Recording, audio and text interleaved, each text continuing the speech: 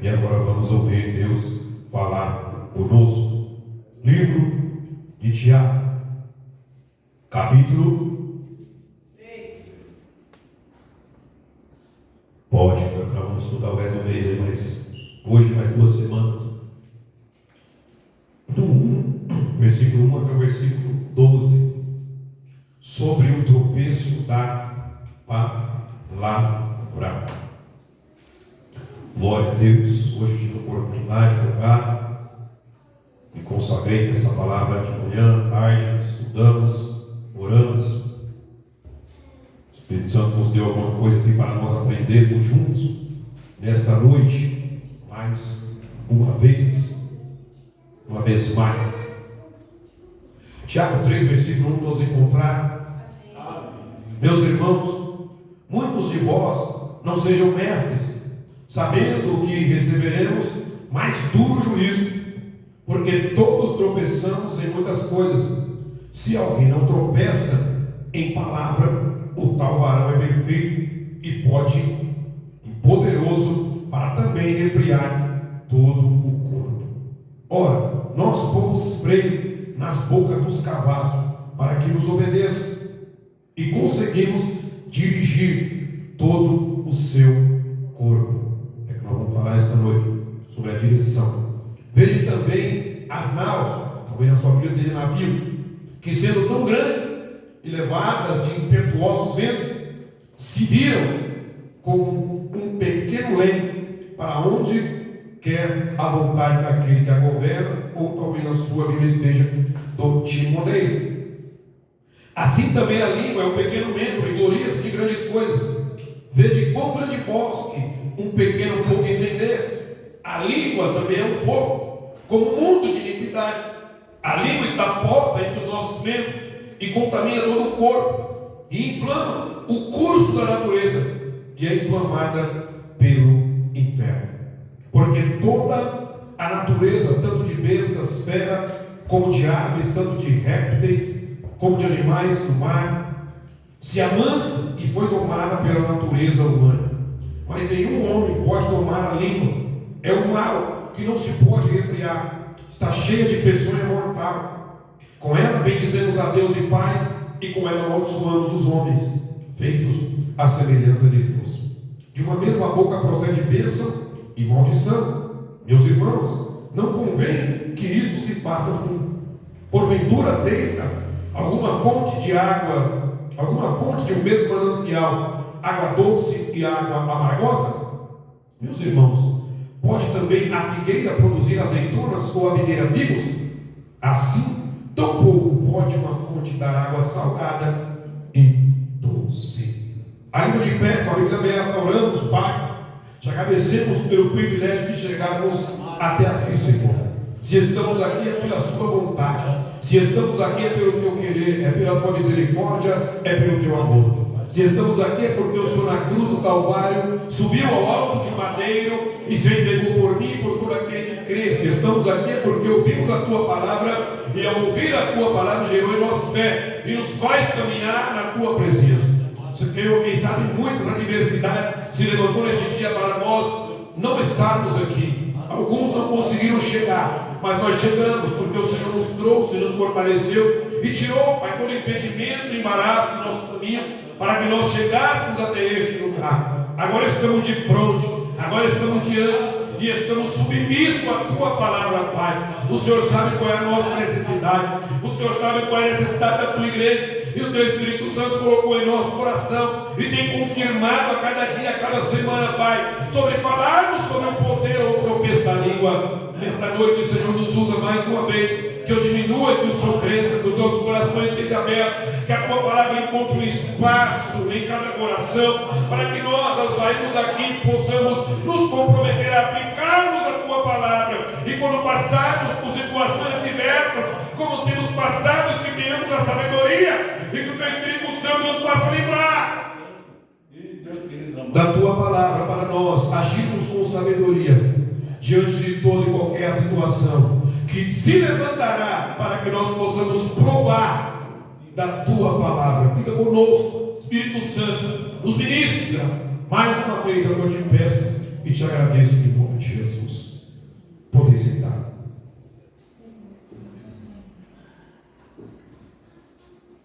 Estamos diante mais uma vez desse texto maravilhoso, a qual Tiago, que já aprendemos sobre quem foi Tiago, para quem escreveu e o que escreveu nesta epístola universal.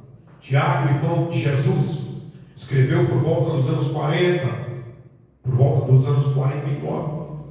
Escreveu para os judeus dispersos por causa da perseguição em Jerusalém. Nós falamos isso sexta-feira passada. Hoje é a segunda sexta-feira que nós vamos continuar falando sobre o tema o poder da língua. Por causa da perseguição, por causa daqueles judeus dispersos, Tiago então escreve esta carta porque alguns se espalharam e precisavam de uma instrução, de um ensino, de uma direção. O contexto do livro é um viver prático, é uma fé em Cristo manifesta pelas obras. A epístola universal. Tiago 1:1 ele escreve às 12 tribos dispersas de Israel, mas também para todos os crentes de todas as eras, para mim, para você, para nós, para a futura descendência. Essa carta aqui, ela é proveitosa. Diaconisa Marcelene, a palavra do Senhor diz que a Bíblia é proveitosa, irmão Ed, para corrigir, para redarguir, para nos ensinar. A Bíblia toda, irmão, é proveitosa, do Gênesis ao Apocalipse. Há algumas denominações que se prendem somente ao Velho Testamento, há algumas denominações, irmãos Zé, que se prendem apenas ao Novo Testamento, aos milagres de Jesus, mas a Bíblia toda, Tiago e irmão Juarez, ela é proveitosa. Nós podemos extrair aplicações práticas para as nossas vidas, irmão, de Gênesis a Apocalipse. Glória a Deus. E é isso que Tiago escreve para alcançarmos o céu, que é o nosso alvo. A língua é falada logo no começo do livro, no capítulo 1 e versículo 19. O conselho de Tiago é: seja pronto para ouvir, tardio para. Por que será que Deus nos deu 2 ouvidos e uma boca? Para o que você? Tá aí. É ou não, irmão? Precisamos ouvir mais e falar menos. É o que Tiago escreveu, Tiago 1:19. E no versículo 26 e 27 ele diz que de quem não refreia a sua língua, sua religião é vã. No 26 e 27 é o contexto dos versículos. Se a pessoa não consegue dominar a sua língua, aquilo que ela professa como religião, ela pode vir para a igreja todo dia, ela pode dar o dízimo, participar da ceia, cantar, pregar, pastorear, dirigir, mas se ela não refreia a sua língua, aquilo que ela faz aqui, é vão. É o que diz Tiago. E o capítulo 3 começa nos instruindo a não queremos ser mestre, porque logo receberemos o mais duro juízo. E ele diz: porque todos tropeçamos em muitas coisas. Todos, irmão, não tem um que não tropeça. Tiago 3 e o versículo 2 ele diz que todos nós tropeçamos. Se alguém não tropeça em palavras, isso aqui me trouxe algo novo hoje, enquanto eu meditava. Tem sempre algo novo, aí tem sempre algo a aprender. Você pode ler o texto com 10 vezes, eu acho que já vai para mais de 10 que eu li esse texto aqui. Tiago 3, do 1 ao 12. Bendito seja o nome do Senhor. Se alguém não tropeça em palavra, aí, o tal varão é perfeito. Para nós buscarmos a perfeição, irmão, em Cristo, nós só seremos perfeitos chegando na glória. Mas para buscar a perfeição, irmão, nós não podemos tropeçar em palavras. Tropeçamos em muitas coisas, como diz o versículo. Mas aquele que consegue dominar a sua língua, aquele que consegue dominar as suas palavras, aquele que consegue dominar a sua digitação, aquele que consegue dominar o que pronuncia a sua comunicação, esse tal varão, ele é o varão. Quando a Bíblia diz varão, como diz homem, aqui no contexto nós trazemos para ser humano, independente do sexo, se homem ou se mulher. Só foi 2 sexos que o Senhor fez. Não, Deus não fez 3 sexos. É homem ou mulher, varão ou varão. Se o varão, se a varoa consegue dominar, consegue não tropeçar em palavra, ele é perfeito, poderoso também para refriar todo o corpo. Aí está ele. Ele já dá uma introdução para o que nós vamos falar. nesta noite. A língua tem o poder de dirigir. E é sobre isso. Aquele que consegue dominar as palavras, ele domina todo o corpo. E é o versículo 3. Ora, nós pomos freio nas bocas dos cavalos, para que nos obedeçam, e conseguimos dirigir todo o seu corpo. Eu não fui criado na roça, mas eu creio que alguns irmãos aqui foram criados, já andaram a cavalo. Eu andei a cavalo uma vez só lá em São Manuel, e foi uma experiência terrível. Andou de cavalo? E como é que se para o cavalo? Com freio, chama rédea, coloca aquele. Não? É a bride. É o quê? Eu morava chamando de bride. Bride? É a bride? Freio. O irmão Zé Mário, o irmão Zé Pereira também, o irmão rédea ali. Coloca o freio na boca do cavalo. É o exemplo que Tiago nos dá aqui. Nós colocamos freio na boca do cavalo para parar. Vamos falar nesta noite sobre a direção. Direção não fala de destino, fala de caminho. Direção fala de lugar para ir. Ou seja, nós estamos indo para um certo lugar. Para qual lugar nós estamos indo? Para onde estamos indo? E será que vamos chegar lá nesse destino? Será que nossa língua vai ajudar a nós chegarmos lá ou vai atrapalhar-nos? Nós podemos conduzir uma multidão pela maneira que falamos, tanto para o bem como para o mal. E temos dois exemplos de homens durante a história. Um dos anos 60, que foi um exemplo bom, um pastor batista, e o outro, um exemplo mau, dos anos 39, quando começou a Segunda Guerra Mundial. Primeiro exemplo de bom, que soube usar da oratória, da palavra, da conversa, do diálogo, para poder conduzir uma multidão, é o pastor batista Martin Luther King. Já ouviram falar dele? Não falei? Deve ter lido já bastante coisa sobre Martin Luther King. Ele foi um pastor batista, cujo pai dele e avô também foram pastores. Sua liderança foi fundamental para o sucesso do movimento de igualdade de direitos civis entre negros e brancos nos Estados Unidos da América nos anos 60. Enquanto exercia o seu ministério em Montgomery, no Alabama, relacionou-se com um grupo de militantes dos direitos civis e tornou-se conhecido ao liderar o movimento contra a segregação racial nos ônibus da cidade. Era tudo separado, o negro do branco. Havia uma segregação. E em agosto de 1963, a campanha antirracista atingiu o auge, quando mais de 200 mil pessoas participaram de uma concentração diante do monumento de Lincoln, em Washington. Na ocasião, Luther King pronunciou o seu famoso discurso: "Eu tenho um sonho." Glória a Deus. Ele disse à multidão presente, bem como aos pôsteres: "Eu tenho um sonho de que um dia em meu país os meus filhos sejam julgados não pela cor da sua pele, mas pela dignidade do seu caráter." Em 1964, ano em que Martin Luther King ganhou o Prêmio Nobel da Paz, o governo americano sancionou a lei dos direitos civis favorável às minorias raciais. Martin Luther King foi assassinado por um atirador branco em Memphis, no Tennessee, em 4 de abril de 68. Ele tombou como um mártir da sua causa, mas deixou depois de si um país melhor, mais justo e mais humano.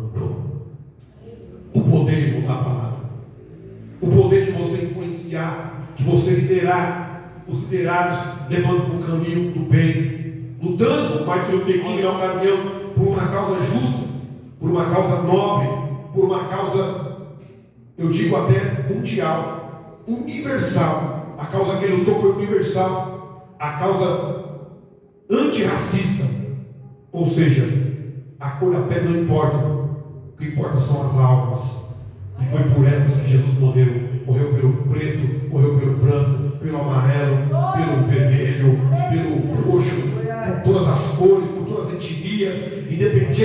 Deus mostra na sua palavra, desde o Gênesis, desde Abraão, que veio de uma nação idólatra, quando Deus tira o povo de dentro do Egito, e aquela prostituta Raab dá abrigo a Cananeia, deu abrigo para o povo, da descendência dela veio Jesus. Lá na frente, em Ruth, também uma Moabita, ou seja, a descendência dela é fruta de um incesto das filhas com Ló, seu próprio pai, e nasceu os amoritas, Moabita, e Ruth vem dessa descendência, e dela vem a descendência de Jesus. Se você ler a trajetória da descendência, ou seja, Deus escolheu a todos, não importa se é judeu, se é grego, se é romano, se é brasileiro, se é palestino, se é de onde for, Jesus veio para morrer por todos, porque Deus amou a todos. E em contrapartida tem um exemplo ruim de Adolf Hitler. Ele era um orador que eletrizava as massas e conduzia multidões inteiras à loucura e às práticas extremamente cruéis e desumanas. Ele usou sua oratória, suas palavras, sua língua, para levar a Alemanha à guerra. E essa foi a Segunda Guerra Mundial de 1939 a 1945. Segundo a história, e a história recente, uma história recente. Dona Maria que nasceu em 1945, no final da guerra. Minha sogra, quando a guerra estava acabando, estava nascendo. Tem pessoas vivas ainda hoje que eu sou um deles. é bom, não estava na guerra, mas viveu, é contemporâneo. A Segunda Guerra Mundial, uma história recente. Diz a história que aproximadamente 6 milhões de judeus, se não mais, foram mortos de forma cruel por este homem. Suas ideias foram despejadas como ácido do inferno sobre a mente do povo alemão. Até hoje não ficamos perplexos e atordoados ao ver os filmes como o Holocausto, a lista de Schindler, o pianista, o menino do pijama listrado, o zoológico de Varsóvia. Esses filmes não retratam a realidade cruel e perversa da destruição em massa do povo judeu nos campos de concentração nazista. E fica para nós, como nós temos usado a nossa língua, para o bem ou para o mal? Qual direção a nossa vida tem tomado? E muitas vezes você está aí pensando: mas eu não sou um líder, mas eu não sou um pastor, eu não sou dirigente. Mas você lidera alguma coisa na sua vida. Você tem filhos, talvez você tenha esposa, talvez você tenha empregados, talvez você, nós temos pessoas que olham para nós, só por nós sermos cristãos, irmão, já tem gente olhando para nós, a nossa postura que a gente fala. O ímpio pode falar o que ele quiser, se é um crente que fala ali naquela roda, irmão, ele já é apontado, mas você não é crente? Quantos aqui já ouviram alguma vez, não precisa nem falar, mas ele fica aí. Quantas vezes nós soltamos algumas coisas, às vezes somos seres humanos, às vezes temos alguma palavra mais com um tom mais alto, irmão. O ímpio já fala, mas você não é crente? Então, como nós estamos usando a nossa língua? Como Martin Luther King, que usou para movimentar uma massa em prol de uma causa do bem e é lembrado até hoje? Ou como Adolf Hitler, que despejou como ácido do inferno as suas palavras e trouxe a Segunda Guerra Mundial? A língua tem o poder de dirigir tanto para o bem como para o mal. Tiago, ele usa duas figuras, dois exemplos, para mostrar o poder da língua: o freio na boca do cavalo e o leme de uma embarcação, de um navio, de uma náutica, de um transatlântico, para nós. Para que serve o cavalo selvagem e indomável? Se tirar o freio da boca do cavalo, ele serve para quê? Se ele for indomável, se ele for selvagem, alguém consegue montar nele? Consegue usar ele para alguma coisa? Você vai conseguir se transportar do ponto A para o ponto B? Nunca. Precisa domar. Primeiro, glória a Deus. Está falando, irmão. Um animal indócil não pode ser útil. Tiago diz que a língua é do mesmo jeito. Se você consegue controlar a sua língua, também conseguirá dominar os seus impulsos. Se você conseguir colocar o freio na boca do cavalo, você consegue domar ele e você consegue levar ele para onde você quiser. Assim é nós, com a nossa língua. Se nós conseguimos domar destino do nosso corpo que nós quisermos. É Deus, Aleluia. A natureza e canalizar toda a vida para um fim proveitoso, se nós conseguimos controlar, tomar, colocar um freio na boca. Bendito seja o nome do Senhor. Tiago, ele usa a figura do leme. Um navio transatlântico, irmão, é dirigido para lá e para cá pelo timoneiro, por meio de um pequeno leme. Imagina o que seria um navio sem um leme. Colocaria em risco a vida dos tripulantes, a vida dos passageiros e a carga que transporta. Isso seria um instrumento de morte, de naufrágio e loucura.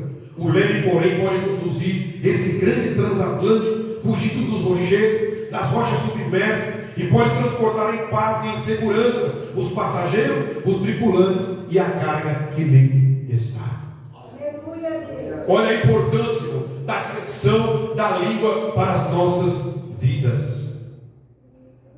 O que Tiago está dizendo, irmão, é que se nós não controlarmos a nossa língua, nós seremos como um transatlântico sem leme e sem direção.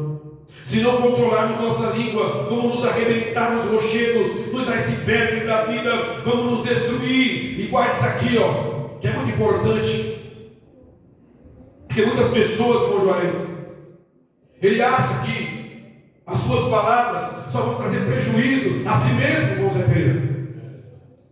Não, senhores, isso é muito perigoso. Algumas pessoas colocam a atitude, eu assumo a responsabilidade, não é? Eu falo o que eu quiser e eu assumo e pronto. Não é assim.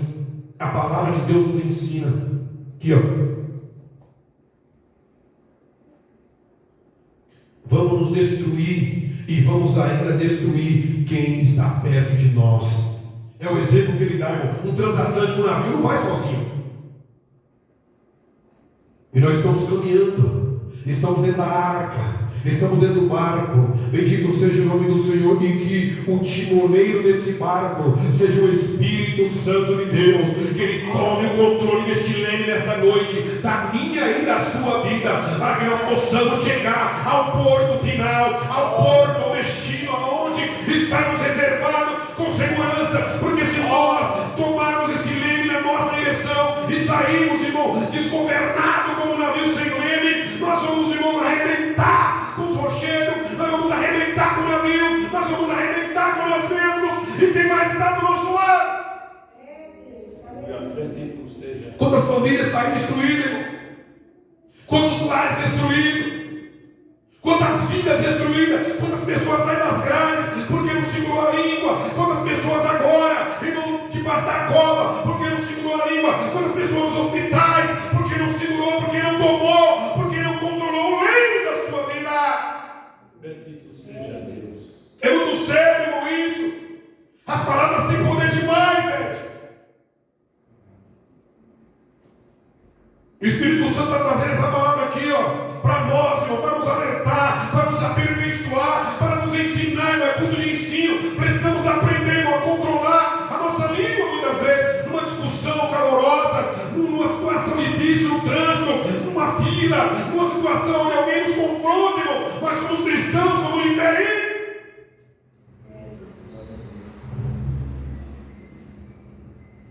Aleluia.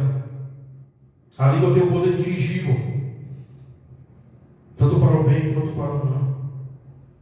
Quantas palavras fizeram com que nossas vidas mudassem? Quantos casamentos, quantos empregos, quantas igrejas destruídas por uma palavra mal direcionada. Não é tudo que nós falamos aqui, eu posso pensar tudo, mas é tudo que pode ser para cá, tem que ter um filtro. Para nós, para todos que tomam o microfone, tem que se policiar o que falem. Não é toda brincadeira que eu faço em casa com a minha família ou no trabalho que eu posso fazer aqui em cima. Aqui não é lugar de brincar, aqui o negócio é sério. Nós aprendemos a semana passada, quando o Tiago escreve no capítulo 1, ele começa falando: não queira ser mestre, porque vai receber o mais duro juízo. Aquele que está aqui em cima está no lugar de mestre, o julgamento vai ser maior, irmão. Quem mais vai ser cobrado nesse mês aqui, ó, sou eu. E eu tenho essa consciência. Eu não posso falar tudo o que eu penso. Eu tenho que filtrar, irmão, o que eu vou falar. E é por isso que eu gosto muito de usar o esboço. Gosto muito de colocar aqui, ó, na ponta do lápis. E tem coisa que eu também tenho que apagar. Tem coisa que a gente escreve e não fala. Tem coisa que a gente não escreve e fala. Que o Espírito Santo vai. E nós submetemos toda vez que eu vou ministrar uma palavra, um ensino. Eu peço a direção. E que o Espírito Santo done a minha língua para que eu fale palavras de vida, irmão. Porque uma palavra mal falada aqui pode matar qualquer um de vocês. O conselho de Tiago, no versículo 19, capítulo 1, é pronto para ouvir, tardio para falar. É bem pertinente para nós essa palavra. Dependendo da posição que tomamos ao ouvir algo, poderemos desferir palavras que mudará a direção de nossas vidas para sempre. Salmo 34, verso 12 e 13. Olha o que está escrito aí, ó. Salmos 34, verso 12 e 13. Se alguém encontrar, pode ler, por favor. Aleluia. Poder da língua, poder das palavras, a direção que a palavra pode tomar na vida do ser humano. Salmos 34, verso 12 e 13. Quem é o homem que deseja a vida, que quer muitos dias para ver bem? Guarda a tua língua do mal e os teus lábios de falarem o engano. Olha aí, ó. Quer larguismo, quer ter uma vida numa direção de vida, quer ter uma vida numa direção longa, quer ter muito tempo, é de não use os lábios para falar enganosamente. Guarda a tua língua. Bendito seja o nome do Senhor. Quer ser como o pastor Martin Luther King ou como Adolf Hitler, o ditador alemão? Guarde a sua língua e use-a para o bem, para falar coisas boas. E cuidado com a multidão. A voz do povo, irmã Nilce, nem sempre é a voz de Deus. Muitas vezes você vai numa numerada ali, quantas vezes algum de nós talvez entrou numa fila e não sabia nem para que era a fila, achou que era a fila do banco, estava numa fila, achando que era para algum lugar que você não, irmão. Bom, aí já deu risada ali. Às vezes você entra numa fila, você está ali, você não sabe nem para que é, mas daqui a pouco tem nada a ver com aquilo que você ia fazer. E assim a voz da multidão, muitas vezes você chega num aglomerado de gente, tem um monte de gente ali reunida, você não sabe nem para que, quantas pessoas morrem, sem nem saber, irmão. Em estádio, em reunião, esses eventos, esses shows aí, às vezes um pau quebra lá, a pessoa está no meio, morre inocente. A voz do povo, irmão. Tem um ditado que diz aí que a voz do povo é a voz de Deus, né? Mas não é não. Aqui, está os ouvintes falando, e nós concordamos, eu que a igreja também sabe disso, e se você não sabe, aprenda nesta noite. A voz do povo, irmão, nem sempre é a voz de Deus. O povo pediu um rei, mas não era a vontade de Deus, foi a voz do povo. Nós queremos um rei, Samuel. Samuel ficou triste, foi falar com Deus. Deus falou: fica triste não, ele não rejeitou você, rejeitou a mim. Eles querem um rei? Dá um rei. A voz do povo também pediu a crucificação de Jesus. Está aqui, ó. Oh, glória. E a multidão gritou: solta Barrabás e crucifica Jesus. Cuidado com as más influências. Cuidado para não ir na onda, para não ir na falação, para não ir de carona na nau de alguém, no navio de alguém, irmão, que está com leme ou está sem leme. Cuidado para não montar no cavalo de alguém que está sem freio. Se for um cavalo indomável, pode ir puxar os dois e o cavalo junto. Bendito seja o nome do Senhor. Gênesis 11, eu citei sexta-feira passada sobre a Torre de Babel. Não vamos ler, que são 5 versículos. Gênesis 11, do 5 ao 9, depois você lê em casa. A Torre de Babel. Se a língua permanecesse sendo a mesma, conseguiriam o que queriam. A forma como usamos a língua designará o nosso destino, a nossa direção. Se aquele povo continuasse falando a mesma coisa, a mesma língua, qual era o objetivo deles? Construir a torre. O destino dele seria alcançado. Deus desceu e falou: se esse povo continuar falando a mesma língua, eles vão conseguir chegar no destino. Bendito seja o nome do Senhor. Ou seja, a nossa língua dá direção à nossa vida. Esse é o contexto e o resumo deste ensino desta noite. Que o Espírito Santo nos conduza, que Ele tome os nossos pensamentos e palavras, que sejamos guiados por Ele. Provérbios 12, 18, lê aí. Provérbios 12 e 18. Que o Espírito Santo nos deu uma língua sábia, uma língua que vai nos dar uma direção de vida. Bendito seja o nome do Senhor. Provérbios 12 e 18. Há alguns cujas palavras são como ponta de espada, mas a língua do sábio é saúde. Aí, ó. Alguns a língua é como uma ponta de uma espada. Quando as palavras não saem fé, sai como uma espada. E aí destrói. O casamento está indo numa direção. A igreja está indo numa direção. A empresa muitas vezes está indo numa direção. Aí uma palavra errada de alguém, em algum momento, traz o quê? É como uma ponta de uma espada. Corta. E tem ferida que não vai curar nunca mais. Assim são as nossas palavras. Bendito seja o nome do Senhor. Mas aquele que tem uma língua sábia, ele traz cura. Palavras curam. Quantas pessoas, quem sabe, chegou até você com a vida destruída, e talvez com uma palavra sua, talvez com uma experiência negativa que você viveu, e que daquilo você tirou proveito, tirou ensinamentos preciosos, e pôde trazer uma palavra de cura. Que a nossa palavra não seja para curar a vida daquele que chegar até nós. Que a nossa palavra seja temperada com sal, que a nossa palavra seja um remédio, que a nossa palavra seja um bálsamo. Jesus tinha sempre uma palavra de ânimo, uma palavra de ensino, uma palavra de amor. Aleluia!